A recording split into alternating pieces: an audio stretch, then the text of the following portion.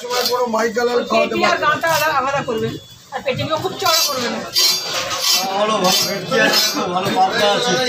এ আলাদাই মাছ। পেটি কিন্তু খুব চড়া হবে না, চন্দ্রমুখী পেটি চড়া হবে না, পাতলা পাতলা করে। আর গাঁটা এই পেটির মাছ বের করে দিন।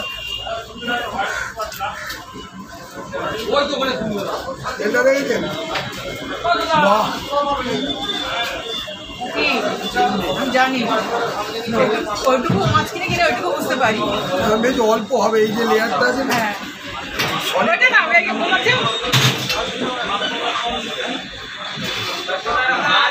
একবার খান একবার খান একবার খান নারকোল শ্বাস, একবার খান নারকোল।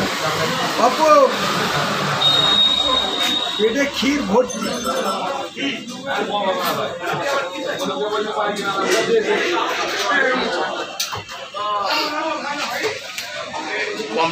ফাঁকাই নেই।